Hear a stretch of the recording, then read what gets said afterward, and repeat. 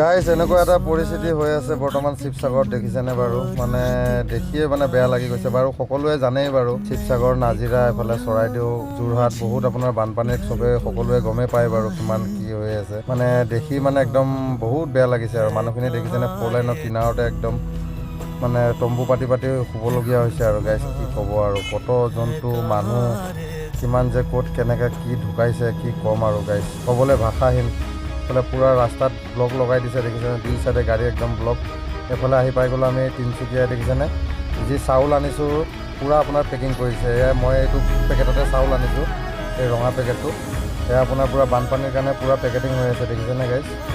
পূৰা চাউল দালি পূৰা পেকেটিং কৰি পেলাই তাৰপিছত ৰিলিফ কৰিব আৰু তেওঁলোকে। বৰ্তমান আমি তিনিচুকীয়াত আছোঁ। এয়া বস্তা খালী কৰি আছে গাড়ীৰ পৰা, দেখিছেনে গাইজ?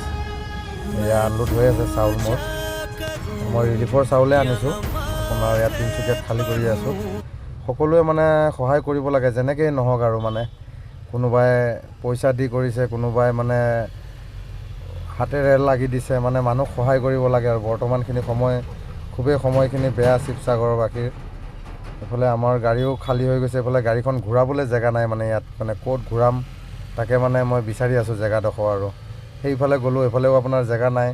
তাৰপিছত এতিয়া এইফালে পিছফালে চাই আহোঁ অলপমান জেগা আছেনে নাই। মানে ঘূৰাবলৈ বহুত দিগদাৰ হৈছে। মানে তাকে গৈ আছোঁ জেগাখিনি চাবলৈ। এইখিনি জেগাতে এতিয়া ঘূৰাম বুলি ভাবিছোঁ।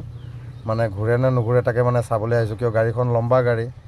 এতিয়া নুঘূৰিলে ক'ৰবাত লাগি গ'লে আকৌ ফাইন চাইন দিব লাগিব, তাতে আৰু লেঠা লাগিব। গাড়ীৱালাৰটো এনেই ভুল আৰু, সকলোৱে ধৰিয়ে লয় আৰু, গম পায়েই সকলোৱে।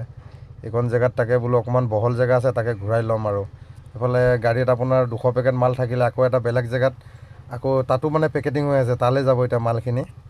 এয়া দেখিছেনে পূৰা জাম লাগি গ'ল গাড়ীখন ঘূৰাওঁতে, একদম এইফালেও জাম লাগি গ'ল আৰু এইটো চাইডেও মানে পূৰা জাম লাগি গৈছে। বাকী আৰু উপায় নাই, গাড়ীখনটো ঘূৰাবই লাগিব। দেখিছেনে পূৰা জাম লাগি গৈছে। এইফালে ঘূৰাওঁতে মোৰ বাম্পাৰটো দেখিছেনে পূৰা বেকা হৈ গৈছে। একো নাই আৰু দিয়ক গাইজ, কি ক'ব আৰু। মানুহৰ কত কি ধ্বংস হৈ আছে, মোৰ আৰু ইমানখিনিয়ে হৈছে আৰু কি ক'ম আৰু।